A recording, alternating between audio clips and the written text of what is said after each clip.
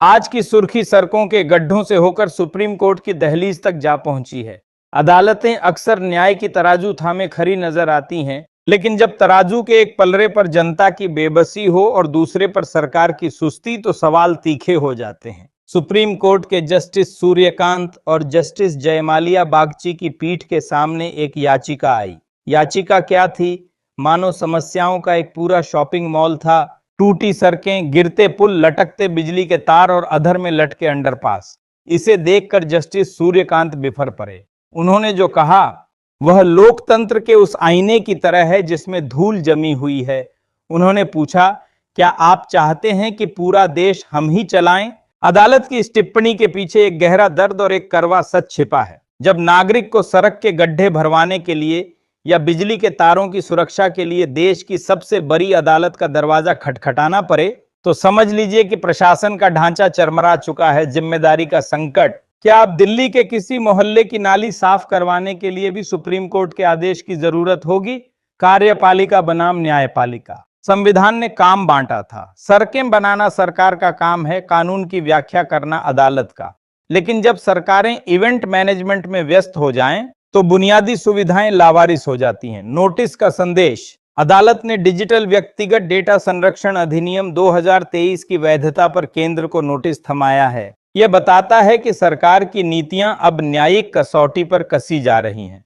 अक्सर कहा जाता है कि अनुभव उम्र के साथ आता है, लेकिन अगर अनुभव केवल सत्ता की कुर्सी से चिपकने तक सीमित रह जाए तो उसे आप क्या कहेंगे? आज देश का युवा सड़कों पर है, छात्र अपने भविष्य के लिए लाठियां खा रहे हैं और बेरोजगारी का आंकड़ा किसी ऊंची मीनार की तरह खड़ा है। अदालत ने याचिकाकर्ता को हाईकोर्ट जाने की सलाह दी और कहा कि याचिका को और बेहतर तरीके से तैयार करें। लेकिन सवाल याचिका की ड्राफ्टिंग का नहीं है, सवाल उस सिस्टम की ड्राफ्टिंग का है जो फेल हो चुका है। क्या वाकई इस देश में चुनी हुई सरकारों का काम सिर्फ चुनाव लड़ना और जीतना रह गया है? क्या जन कल्याण की फाइलें अब सिर्फ अदालती फटकार के बाद ही खुलेंगी?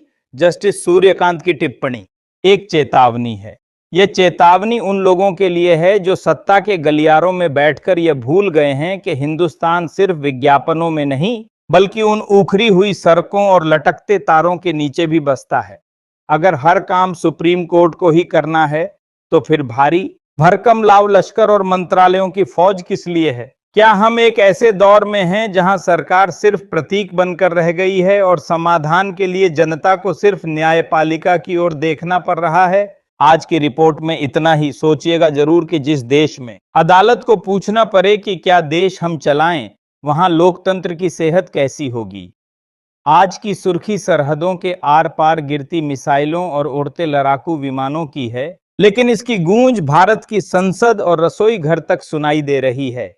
जब ईरान और इजराइल के बीच तनाव बढ़ता है, तो दिल्ली के गलियारों में सवाल उठने लाजमी हैं। सवाल यह है कि क्या हम तैयार थे या फिर हम सिर्फ घटनाओं के होने का इंतजार कर रहे थे? विपक्ष के कई नेताओं ने आवाज उठाई है कि जब सरकार को अंदेशा था कि पश्चिम एशिया की आग भारत की अर्थव्यवस्था को झुलसा सकती है, तो समय रहते इंतजाम क्यों नहीं किए गए?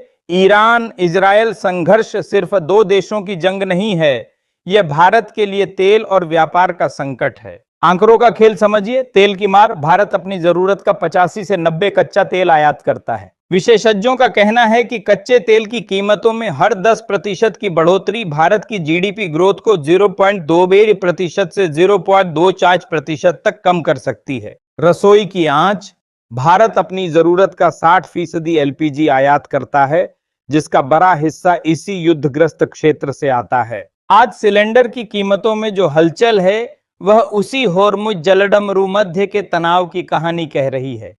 व्यापार का चोक पॉइंट बासमती चावल से लेकर चाय तक भारत का निर्यात समुद्र में फंसा है। इंश्योरेंस का प्रीमियम 50% तक बढ़ गया है। विपक्ष के तीखे सवाल और सरकार की दलील, कांग्रेस से लेकर क्षेत्रीय दलों तक नेताओं ने सरकार की चुप्पी और तैयारी पर सवाल दागे हैं। क्या सरकार सिर्फ इवेंट में व्यस्त थी? जब दुनिया जानती थी कि हमला होने वाला है, तो हमारे नागरिकों और हमारी अर्थव्यवस्था के लिए कवच कहां था? प्रधानमंत्री ने राज्यसभा में जवाब देते हुए कहा कि सरकार टीम इंडिया के जज्बे के साथ काम कर रही है। सरकार के मुताबिक स्रोतों का विस्तार, अब भारत 27 के बजाय 41 देशों से तेल खरीद रहा है ताकि एक क्षेत्र पर निर्भरता कम हो।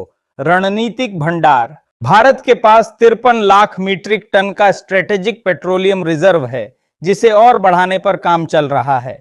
ऑपरेशन सिंधु। युद्ध क्षेत्र में फंसे भारतीयों को निकालने के लिए सरकार ने सक्रियता दिखाई है और एयरलाइंस को विशेष निर्देश दिए हैं। लोकतंत्र में सवाल पूछना गुनाह नहीं है, बल्कि यह एक प्रक्रिया है। सरकार कह रही है कि वह स्थिति पर नजर रखे हुए है, लेकिन हकीकत यह है कि जब ग्लोबल सप्लाई चेन टूटती है तो उसका बोझ अंततः आम आदमी की जेब पर ही गिरता है। क्या यह तैयारी काफी है? क्या हम वाकई आत्मनिर्भर होने की दिशा में उतने तेज चल रहे हैं जितना विज्ञापनों में दिखता है, या फिर हम एक ऐसे अनिश्चित काल में प्रवेश कर चुके हैं जहां हर सुबह तेल की कीमतों के साथ हमारी धड़कनें भी ऊपर नीचे होती रहेंगी? आज की रिपोर्ट में इतना ही। सोचिएगा जरूर कि जब दूर कहीं जंग छिड़ती है तो आपके घर का बजट क्यों कांपने लगता है।